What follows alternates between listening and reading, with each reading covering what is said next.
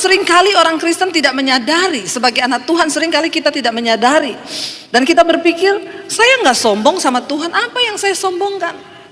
Saudara, orang yang tidak mau menurut kepada Tuhan, kepada firman-Nya, itu tanda yang paling nyata bahwa kita ini sombong dan kita tidak nurut kepada perintah-perintah Tuhan.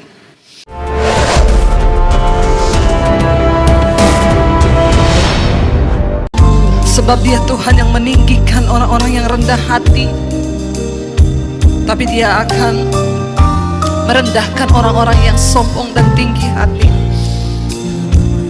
Kami mau belajar untuk taat pada firman-Mu Bapa, karena itu adalah satu-satunya cara kami hidup dengan rendah hati di hadapan Tuhan.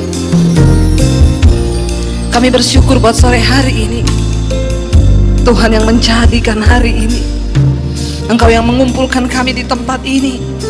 Terima kasih buat pujian penyembahan yang kami naikkan bagi Tuhan. Terima kasih juga untuk semua para pelayan Tuhan yang sudah melayani Engkau, memberi hati dan hidup bagi-Mu Tuhan. Ajar kami untuk sungguh-sungguh melayani-Mu dengan lebih lagi, karena Tuhan yang sudah memberikan hidup bagi kami. Berkati juga umat-Mu, jemaat-Mu yang datang ke tempat ini Tuhan. Kami semua mau berkata, Engkau satu-satunya Tuhan yang layak untuk kami tinggikan dan kami sembah. Urapi hamba-Mu yang tidak ada apa-apanya. Sampaikan isi hati-Mu bagi kami Tuhan. Kami buka hati kami bagi firman-Mu di dalam nama Yesus. Katakan sama-sama, amin, amin, amin. Silakan duduk Bapak Ibu yang terkasih, shalom. Satu-satunya cara kita hidup dengan rendah hati di hadapan Tuhan adalah dengan kita mau taat akan firman, akan seluruh kehendak Tuhan. Saya berdoa setiap kita yang hadir sore hari ini, kita datang dengan rasa lapar dan haus akan Tuhan.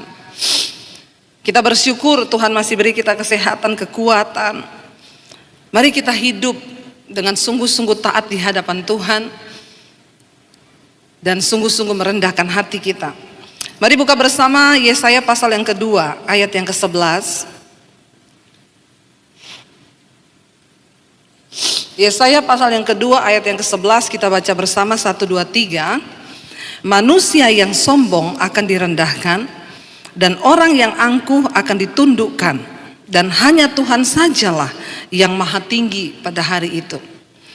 Saudara, kita tahu bersama Tuhan membenci orang yang sombong dan Dia mengasihi orang yang rendah hati. Kalau kita lihat di dalam Alkitab, firman Tuhan tentang kesombongan itu begitu banyak. Bahkan Alkitab berkata Tuhan itu menentang orang-orang yang sombong.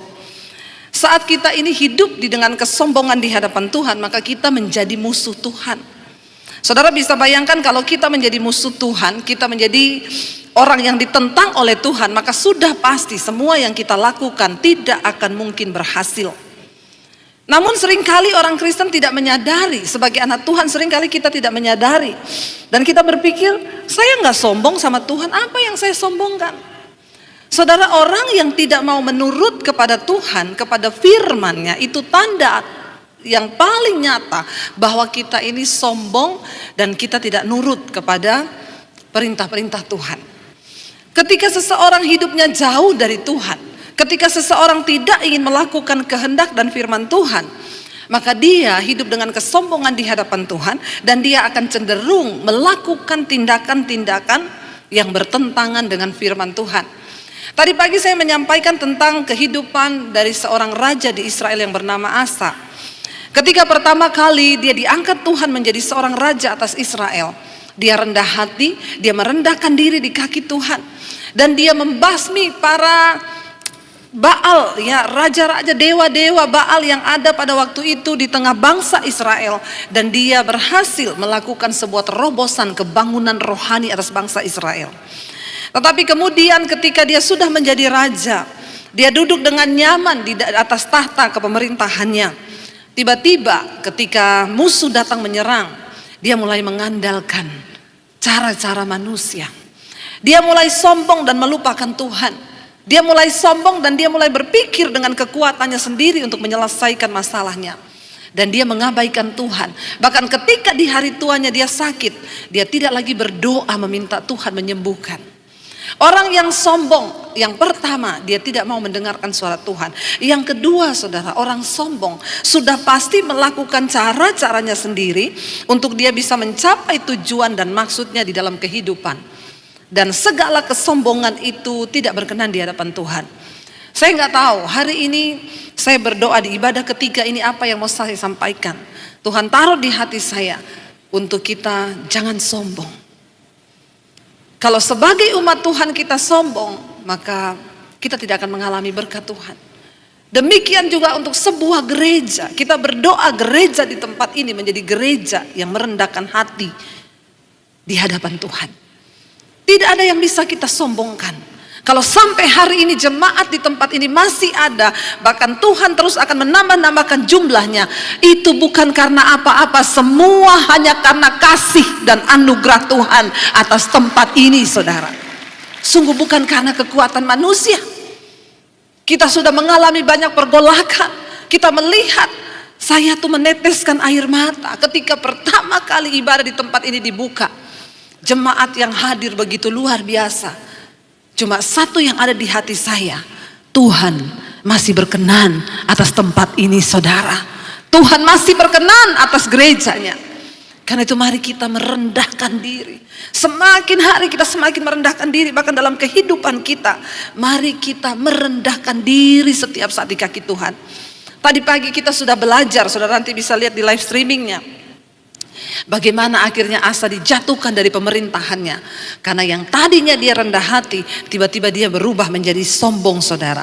Kita akan melihat saudara, kalau kita menjadi sombong ya, maka apa yang akan terjadi dengan hidup kita? Saya percaya saudara, dia Tuhan, ya Tuhan yang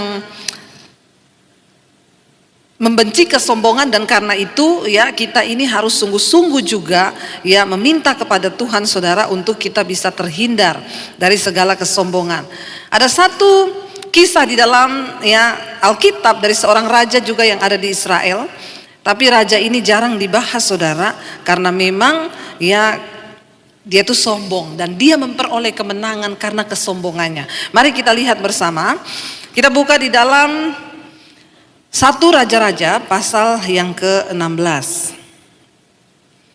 Ya, 1 Raja-Raja pasal yang ke-16, kita akan lihat bersama saudara bagaimana ayat yang ke-8. Kita baca mulai dari ayat yang ke-8.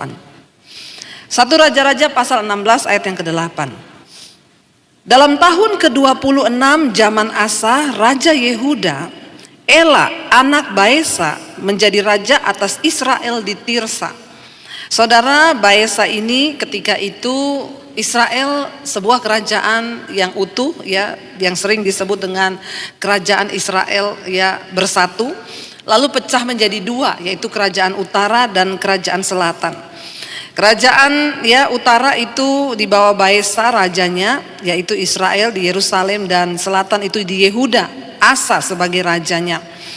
Ya, dan Baesa ini memiliki anak saudara yang namanya ya Ela, anak Baesa. Dia menjadi raja atas Israel di Tirsa. Ia memerintah 2 tahun lamanya. Ayat yang ke-9 kita lihat di sini, yang akan kita bahas adalah seorang raja yang bernama Zimri. Jarang dibahas kisah raja ini, bahkan mungkin saudara baru dengar ada ya raja Israel namanya Zimri. Zimri pegawainya yang menjadi panglima atas setengah dari pasukan kereta mengadakan persepakatan melawan dia. Dia ini orang yang sombong, dan karena dia sombong, dia jauh dari Tuhan, dia ingin mengokohkan dirinya sendiri.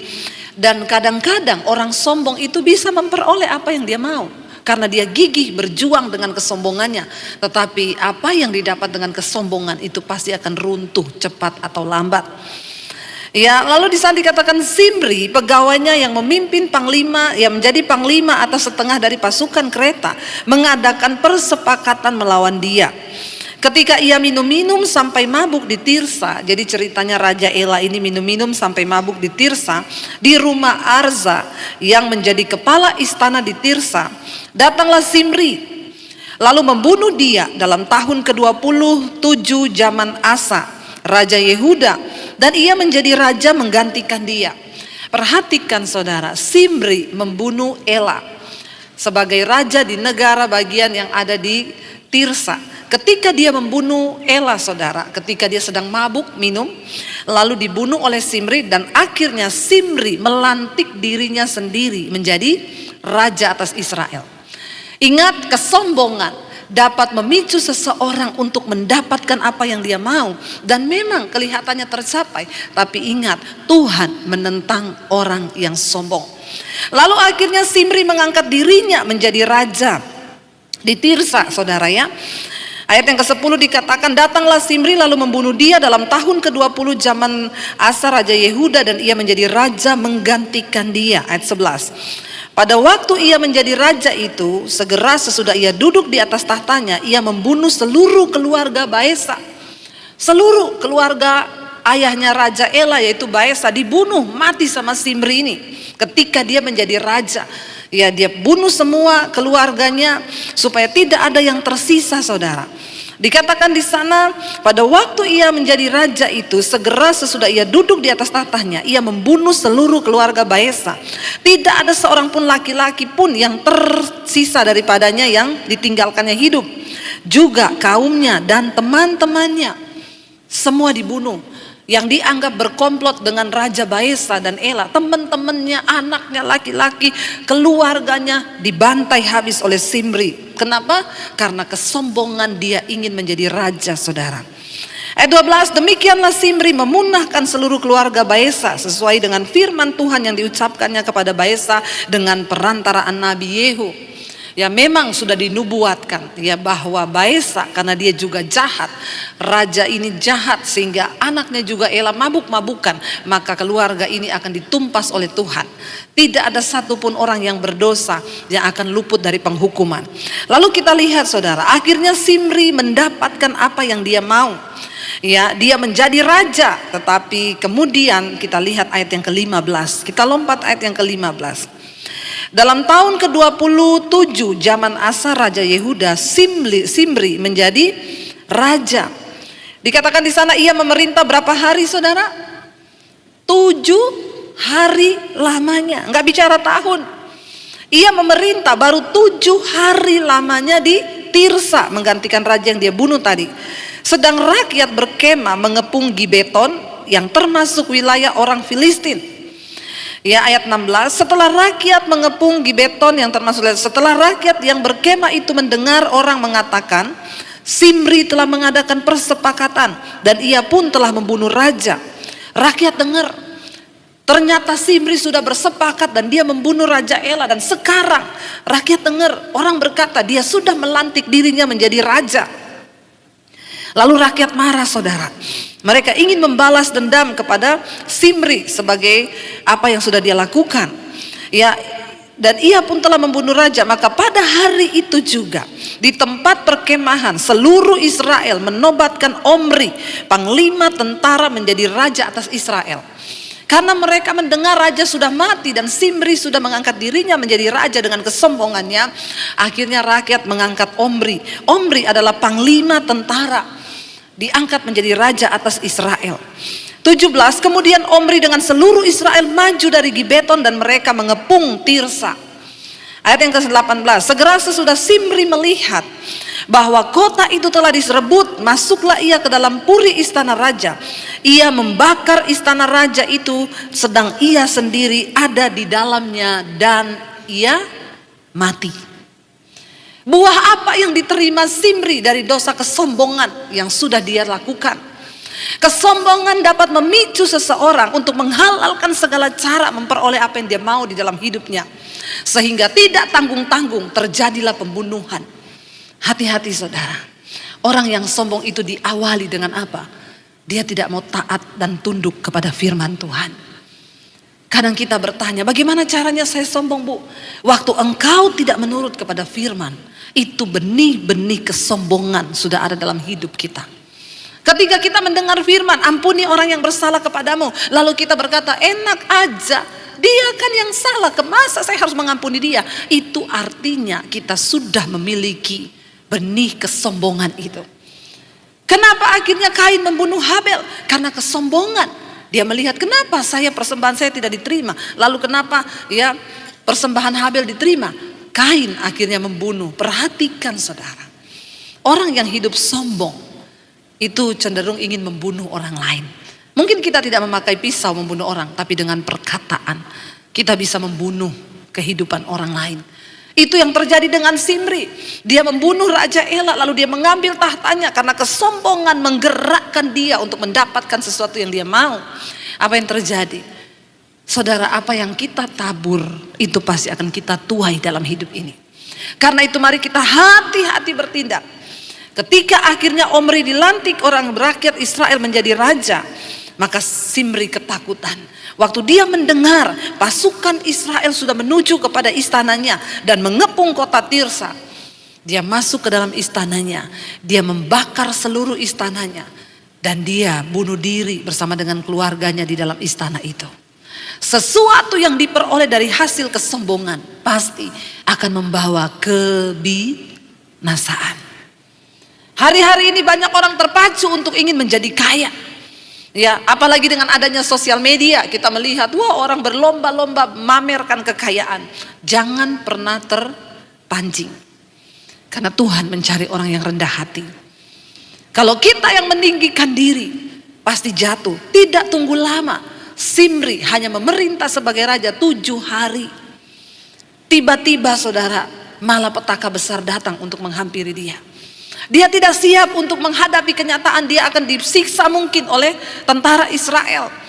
Apa yang dia ambil keputusan? Dia mengakhiri hidupnya dengan bunuh diri di istananya sendiri. Dia membakar seluruh istananya. Alkitab berkata, sesegera sesudah Simri melihat bahwa kota itu telah direbut, masuklah ia ke dalam puri istana raja.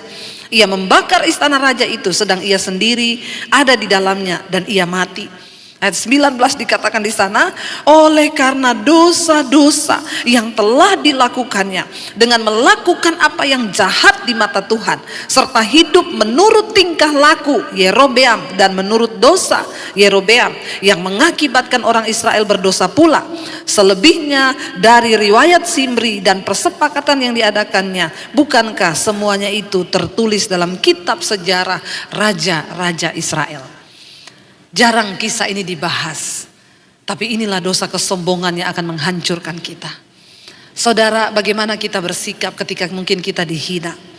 Bagaimana engkau bersikap ketika engkau direndahkan oleh keluargamu? Apakah kita marah?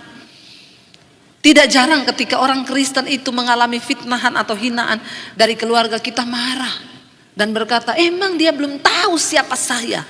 Hati-hati, cepat minta ampun. Bagaimana kita bersikap sebagai orang rendah hati waktu engkau direndahkan? Terima itu sebagai sesuatu yang memang Tuhan izinkan. Ya, tidak usah berkata di mana harga diriku. Belum tahu dia. Mari kita belajar hidup dengan rendah hati. Kenapa saudara? Karena Tuhan akan meninggikan orang yang rendah hati. Kalau engkau mau melihat peninggian dari Tuhan, buang segala benih kesombongan. Orang yang sombong itu suka berbantah dengan Tuhan. Bukan cuma dengan sesama. Kalau dengan sesama udah pasti. Kenapa? Karena orang sombong itu selalu merasa diri benar. Hati-hati para suami. Sebagai laki-laki seringkali kita merasa ya kita harus dihargai, lalu kesombongan kita muncul. Ketika istri memberikan kita nasihat, kita berkata, gak usah kamu ngomong-ngomong sama saya tahu apa yang saya lakukan. Hati-hati dengan kesombongan. Sebagai istri pun kita harus dengan rendah hati untuk menerima masukan dan nasihat dari suami. Mari kita belajar sebagai anak-anak dalam rumah tangga, hormati ayah ibumu, itu bagian engkau hidup dengan rendah hati supaya masa depanmu dipelihara oleh Tuhan. Firman Tuhan itu gak pernah berdusta.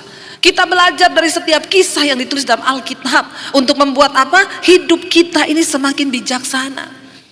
Bagaimana cara kita hidup dengan rendah hati di hadapan Tuhan? Mari kita dengar-dengaran akan firman Tuhan. Kenapa? Karena Tuhan itu selalu berbicara.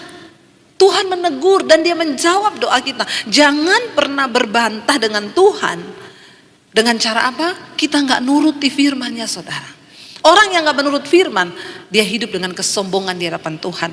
Coba kita baca bersama di dalam Ayub 33. Ayub 33 mulai ayat yang ke-13, saudara. Ayub 33 ayat yang ke-13 kita baca bersama. Di sana firman Tuhan berkata, "Mengapa engkau berbantah dengan dia?" Ya, kenapa manusia berbantah dengan Tuhan? Bahwa dia tidak menjawab segala perkataanmu. Seringkali ketika doa-doa kita belum dijawab, kita berkata, "Tuhan, kenapa engkau gak jawab-jawab?"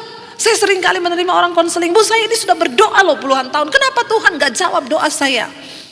Hati-hati, ya, hati-hati dengan ucapan mulut kita. Jangan sampai kita menjadi orang yang sombong di hadapan Tuhan dengan berbantah dengan Tuhan. Dikatakan di sana ayat 14, saudara, ya, Ayub 33 ayat 14. "Karena Allah berfirman dengan satu dua cara, tetapi orang tidak memperhatikannya." Tuhan itu selalu mau mengingatkan kita. Dia berbicara kepada kita, dia menjawab kita itu dengan satu dua cara. Artinya apa? Tuhan itu punya berbagai cara untuk menjawab, untuk menuntun kita, untuk memberitahu kepada kita jalan-jalan yang benar. Tapi seringkali kita ini tidak memperhatikan. Tuhan bisa bicara lewat istrimu, lewat suamimu, lewat anakmu, bahkan lewat siapa saja. Tapi kalau orang sombong, dia tidak pernah akan memperhatikan nasihat. Baik itu datang dari siapa saja, nggak mungkin. Seringkali Tuhan akan menjawab kita lewat orang ngomong, ya lewat apapun. Itu bisa menjadi ketika hati kita terbuka dan kita hidup dengan rendah hati di hadapan Tuhan. Tapi kalau kita ini sudah tertutup hati, kita hidup dengan kesombongan, saudara, maka tidak mungkin. Dikatakan di sini karena Allah berfirman dengan satu dua cara, tetapi orang tidak memperhatikannya. Orang yang sombong gak mungkin memperhatikan. Ayat 15, bisa lewat apa Tuhan berbicara? Dalam mimpi, dalam penglihatan waktu malam, bila orang tidur, nyenyak tidur, bila berbaring di atas tempat tidur. Ayat 16, maka ia membuka telinga manusia dan mengejutkan mereka dengan teguran-teguran.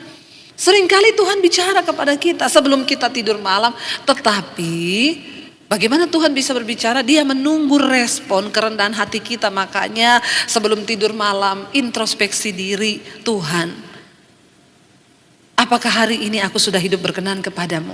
Kalau ada yang salah dari hidupku, bicara kepadaku Tuhan. Tuhan berbicara, saudara, ketika kita tidur malam. Ya, saya sering kali mengalami ketika kami akan ambil keputusan-keputusan penting di dalam hidup kami. Kami berdoa, saya dan suami. Tuhan berbicara, kadang-kadang tengah malam tiba-tiba kebangun. Tuhan taruh sesuatu di hati.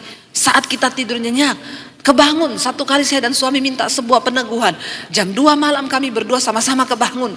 Suami saya bilang, "Say, besok itu nanti kita ambil keputusan gini-gini." Saya bilang, "Iya, saya juga dapat yang sama." Jam 2 malam. Lagi tidur nyenyak, kebangun tiba-tiba Tuhan berbicara. Kenapa kita bisa mendengar dan mengalami tuntunan Tuhan yang seperti itu? Lalu benar kita terhindar dari sebuah keputusan yang besar yang akan kita ambil. Tuhan menuntun asal kita mau dengan rendah hati berkata, saat keputusan itu akan kami buat, kami berdua berdoa setiap hari gandeng tangan. Tuhan, kami sepakat. Kalau ini bukan kehendak-Mu, jauhkan. Tuntun kami Tuhan, apa yang harus kami lakukan. 2 hari, 3 hari mendekati, selama beberapa hari kami terus berdoa. Kami merendahkan hati Tuhan, memohon petunjuk-Mu untuk keputusan yang akan kami buat. Dan benar, besok keputusan itu mau diambil. Jam 2 malam suami saya tiba-tiba kebangun, saya pun tiba-tiba kebangun. Dan kita malam itu langsung ngomong, "Say, Tuhan tuh bicara gini. Iya, besok kita minta kesepakatan sesuai tuntunan Tuhan." Dan benar-benar terjadi. Saudara, Tuhan bisa berbicara asalkan kita dengan rendah hati. Masalahnya, kenapa kita gak pernah dapat tuntunan Tuhan? Kita tuh berjalan dengan pikiran kita sendiri. Alkitab bilang, terkutuklah orang yang mengandalkan kepintarannya. Tuhan yang tahu masa depan kita. Tuhan yang tahu keputusan yang akan kita buat. Tuhan yang tahu apa yang akan kita ambil. Tuhan bahkan yang tahu segala sesuatu sebelum itu terjadi. Karena itu perlu ingat, saudara, Tuhan pegang blueprint, perencanaan hidup kita itu ada di tangannya. Kenapa kita harus cari Tuhan? Kenapa kita harus merendahkan diri? Karena Dia yang pegang buku kehidupan kita. Bahkan kematian kita, itu Tuhan tahu. Kita gak tahu apa-apa. Makanya kita perlu mendekatkan diri kepada Tuhan. Di sana dikatakan Tuhan bisa berbicara dengan satu dua cara. Allah berfirman dalam mimpi, dalam penglihatan, waktu malam, bila orang tidur nyenyak, bila dalam pembaringan di atas tempat tidur, maka ia membuka telinga manusia dan mengejutkan mereka dengan teguran-teguran. Yes, saya sering mengalami. Tuhan mengajari kamu itu gini. Dan saya belajar untuk taat melakukan. Bahkan ketika saya ditipu orang, uang saya di bawah 300 juta. Tiap hari saya marah sama suami. Kenapa? Kami bangun studio, uangnya di bawah 300 juta. Saya bilang sama suami, makanya kamu tuh pilih pemborong gak bener, harusnya gini. Lalu akhirnya kehilangan damai sejahtera. Sampai satu waktu, saya sudah merasa tidak nyaman ini. Roh Kudus sudah tidak nyaman. Tiap hari saya emosi mengingat itu. Karena 300 juta saudara, lumayan kan bisa buat beli kerupuk dimakan satu RT. Tapi tiba-tiba satu malam saya bertanya, Tuhan, kenapa ini terjadi? Kenapa Engkau izinkan Tuhan? Ini uang untuk bangun studio kami, untuk bisa pelayanan di YouTube. Tiba-tiba Tuhan tuh bicara, lepaskan pengampunan. Kenapa aku izinkan engkau mengalami?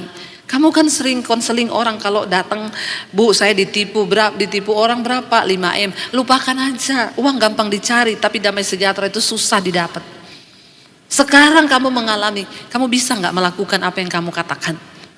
Waduh berat saudara. Tuhan berat. Tapi Tuhan bilang gak ada pilihan, taat lakukan. Saya berdoa hari itu saya menangis, ampuni saya Tuhan. Jagai hatiku Tuhan, supaya aku bisa melepaskan pengampunan. Aku mau menjadi pelaku firman-Mu. Lalu Roh Kudus mulai tuntun. Sekarang kamu SMS orang itu. Kamu bilang bahwa kamu melepaskan pengampunan. Saya ambil HP, saya SMS orangnya. Saya tadinya kepahitan sama kamu, saya jengkel sama kamu, saya marah sama kamu, terkutuk kamu. Tapi hari ini Tuhan tegur saya lepaskan pengampunan buat kamu. Enggak sampai di situ.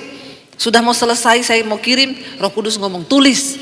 Dan mulai hari ini saya tidak akan tagih uang itu. Saya bilang, kalau itu tunggu dulu Tuhan. Lumayan 300 juta. Roh Kudus ngomong tulis itu. Ngomong, tulis sekarang. Dengan berat hati. Tapi saya mau merendahkan diri.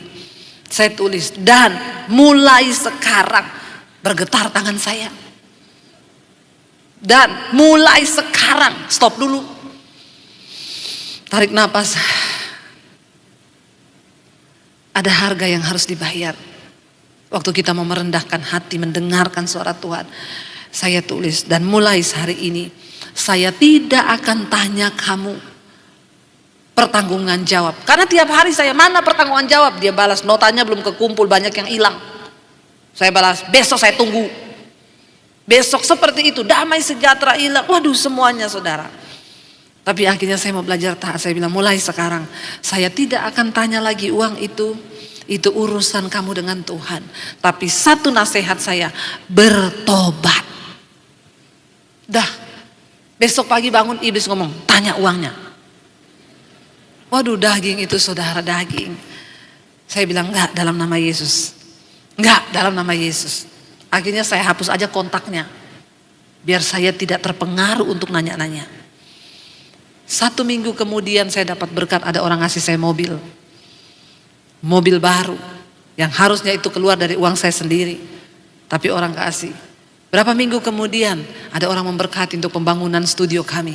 Apa yang tidak pernah kita pikirkan. Coba kalau saya marah-marah terus. Saya gak mau dengar apa yang Tuhan ngomong. Kalau saya gak taat, gak merendahkan hati untuk melakukan firman Tuhan. Saya berbantah dengan Tuhan. Saya bilang, enggak Tuhan, berat Tuhan, saya gak mau. Saya akan tagih terus. Karena ada teman saya yang ngomong, butuh jasa penagih gak? Dia bilang, gak dosa Bu. Kita nagih utang gak dosa. Sudah mau tergiur saya, tapi saya ingat Tuhan bilang, jangan. Setelah saya lepaskan pengampunan, berkat Tuhan mengalir saudara. Tepuk tangan buat Tuhan. Saudara, jadilah orang yang rendah hati di hadapan Tuhan. Jangan suka berbantah dengan Tuhan. Lalu dikatakan di sana saudara ayat yang ke-17. Untuk apa Tuhan menegur kita? Untuk menghalangi manusia dari perbuatannya dan melenyapkan kesombongan orang. Tuhan itu menegur, firman Tuhan itu berbicara untuk apa? Untuk menghalangi manusia dari perbuatannya dan untuk dikatakan di sana melenyapkan kesombongan mereka. Kenapa tadi ya Raja Simri bisa membunuh seperti itu? Karena kesombongan menguasai dia sehingga perbuatannya akhirnya melakukan sesuatu yang tidak berkenan. Tekan setiap kesombonganmu. Juga buat bapak-bapak, seringkali bapak-bapak itu dipimpin logika. Kesombongannya terlalu tinggi. Dalam bisnis engkau membuat perhitungan dan engkau pikir ini sudah benar, ini perhitungan saya. Diberkatilah orang yang merendahkan hatinya di hadapan Tuhan. Diberkatilah orang yang rendah hati, tetapi terkutuk orang yang tinggi hati. Untuk melenyapkan kesombongan orang, ayat 18, untuk menahan nyawanya daripada liang kubur dan hidupnya daripada maut oleh lembing. Dengan penderitaan ia ditegur di tempat tidurnya dan berkobar terus menerus bentrokan dalam tulang-tulangnya. Saudara, seringkali Tuhan menegur lewat sakit penyakit. Bisa jadi itu teguran Tuhan. Ya, ada orang datang sama saya, Bu, saya batuk-batuk nggak sembuh-sembuh. Bapak merokok? Iya. Ya itu Pak, berhenti rokoknya. Itu teguran Tuhan. Masa sih Bu, doakan Bu supaya batuk saya sembuh? Enggak, biar saya tumpang tangan, tumpang kaki sama Bapak. Enggak bakal sembuh batukmu kalau Bapak masih tetap merokok. Tubuhmu itu bait Allah. Tuhan berbicara lewat sakit penyakit. Di tempat tidur orang terbaring. Sadar saudara. Jangan terus hidup dengan kesombongan. Orang-orang yang gak mau terima kebenaran dikatakan jangan merokok. Jawabannya apa? Saya ini kalau merokok malah mati loh Bu. Ada orang Kristen yang seperti itu. Kalau engkau mau lihat Tuhan pelihara hidupmu hari-hari ini, mari taat kepada firman-Nya. Mari tundukkan hati kita kepada Tuhan. Kita lihat 1 Samuel pasal yang kedua ayat yang ke-10. 1 Samuel pasal yang kedua ayat yang ke-10, firman Tuhan berkata di sana, orang yang berbantah dengan Tuhan akan dihancurkan. Atas mereka ia mengguntur dari langit.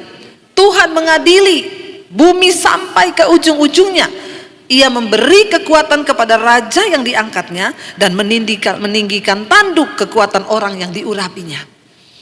Daripada kita jadi orang yang melawan Tuhan dan dilawan Tuhan, berbantah dengan Tuhan, lebih baik kita menjadi orang yang diurapi dan diangkat tinggi oleh Tuhan.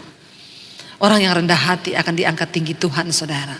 Karena itu saya berdoa, biarlah segala kesombongan kita dihancurkan Tuhan. Ya, kita baca satu ayat lagi, Yesaya 45, sambil saya undang para imam musik maju ke depan. Yesaya 45 ayat yang ke-9. Baca bersama, firman Tuhan berkata 1, 2, 3. Celakalah orang yang berbantah dengan pembentuknya. Dia tidak lain dari beling periuk saja. Adakah tanah liat berkata kepada pembentuknya, apakah yang kau buat? Atau yang telah dibuatnya, engkau tidak punya tangan. Waktu kita hidup dalam kesombongan dan tidak mau taat kepada Tuhan, kepada firman-Nya, itu artinya kita berbantah dengan Tuhan. Firman ini berkata, celaka orang yang berbantah dengan pembentuknya. Kita ini hanya tanah liat. Kita ini hanya hembusan nafas. Sekali Tuhan bilang napas kita berhenti hari ini, berhenti saudara. Kenapa Tuhan masih beri kita kesempatan hidup? Supaya kita punya waktu untuk bertobat. Supaya kita bisa belajar hidup rendah hati di hadapan Tuhan. Supaya kita banyak introspeksi diri hari-hari ini. Ingat, kita ini hanya tanah liat. Celakalah orang yang berbantah dengan pembentuknya. Dia tidak lain dari beling periuk saja. Di mana ada periuk yang membantah pembuatnya dan berkata, kamu bikin apa saya? Biar kita berkata, Tuhan, kami ini hanya bejana. Engkau penjunanya. Kami mau taat kepadamu. Kami mau merendahkan diri di hadapan-Mu Tuhan. Waktu kita merendahkan diri, percayalah saudara, ketika engkau angkat tangan, maka Tuhan akan turun tangan atas hidupmu. Dia tidak pernah menahan kebaikannya terhadap orang-orang yang hidup takut akan Dia. Mari kita bangkit berdiri bersama.